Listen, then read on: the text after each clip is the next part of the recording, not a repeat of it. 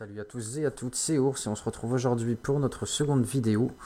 Et comme vous avez pu le voir, il s'agit d'une vidéo consacrée au gameplay du moine. En effet, vous avez été nombreux à me demander une petite vidéo sur le gameplay du moine et donc c'est parti. Alors pour cela, on va se mettre en Armageddon PM8, toujours dans la même quête. Et donc là, on commence tout de suite avec le premier build, à savoir le build Tempest Rush. Alors petite particularité sur ce build, j'ai mis le passif La Voix du Gardien et à m'exalter.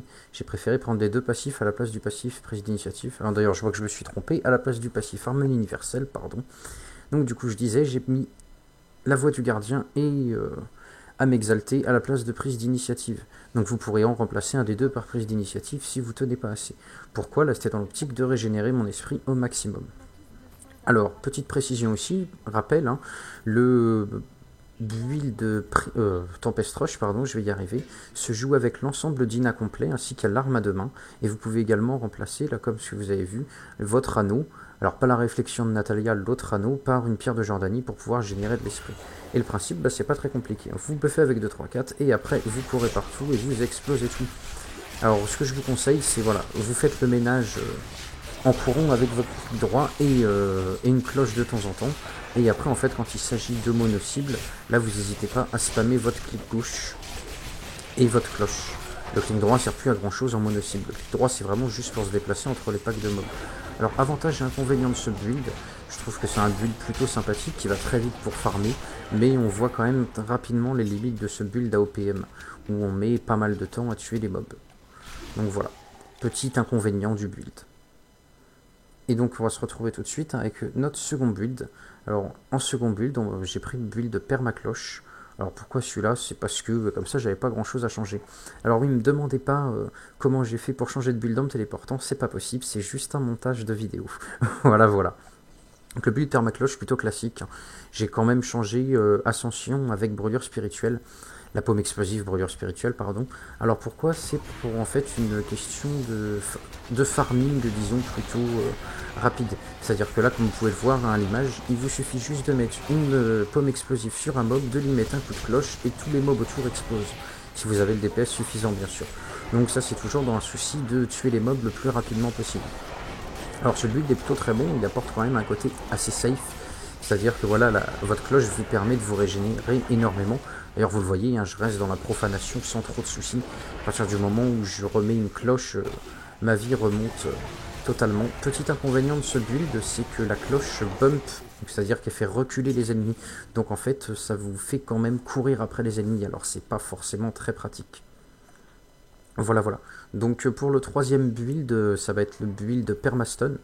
Donc il se fait à peu près sur le même principe que le Permacloche, à la différence près que les runes changent, bien entendu. La rune notamment sur l'onde de lumière, et vous prenez l'éclair aveuglant avec lumière ardente.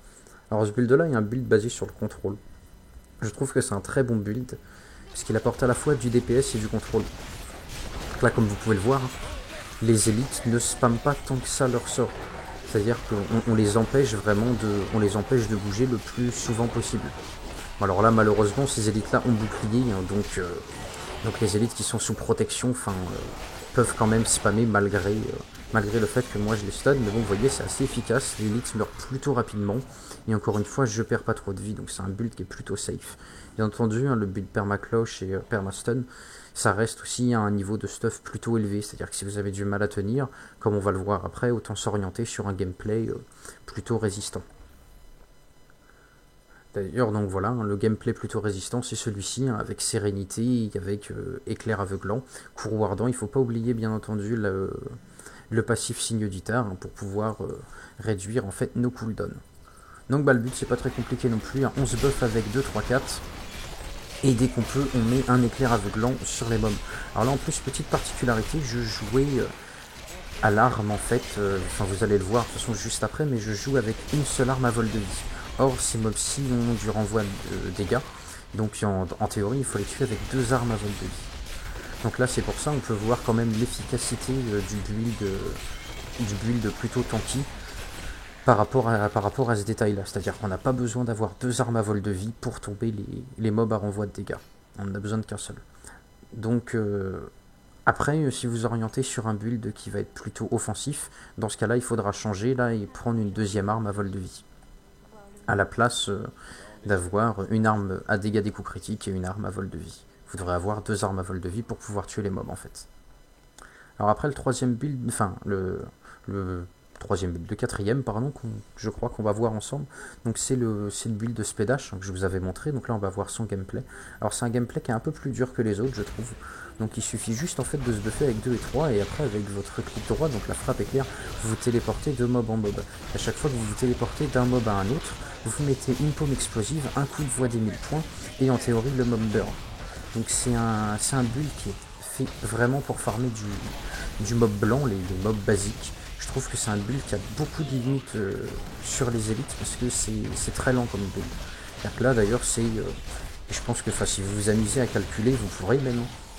C'est vraiment le build qui m'a fait perdre le plus de temps pour tomber les élites avec le build de Tanky bien sûr. Mais sinon, voilà, avec ce build là, je vais énormément de temps à tomber l'élite qui est devant moi. Alors que pourtant, c'est pas un élite extraordinaire, il n'a pas grand chose de particulier, il n'est pas très dur à tuer.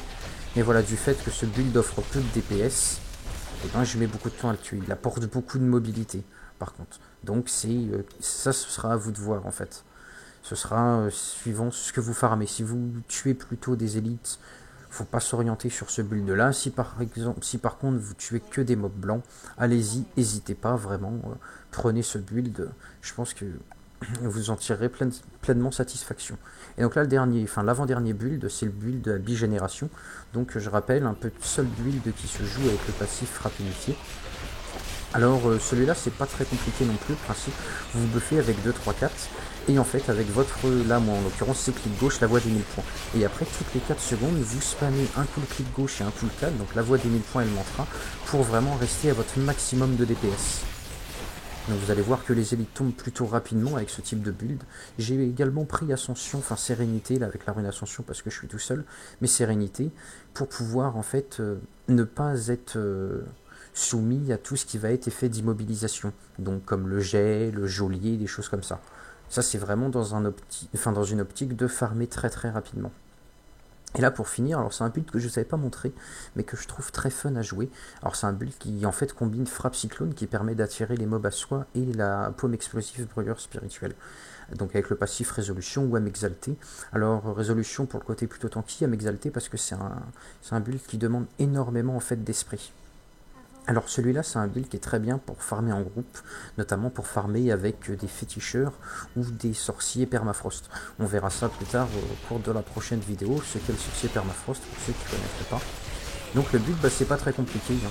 Vous faites un clic droit, ça vous ramène tous les mobs à vous, vous mettez une paume explosive, et en fait, après normalement les mobs ils ont juste à exploser.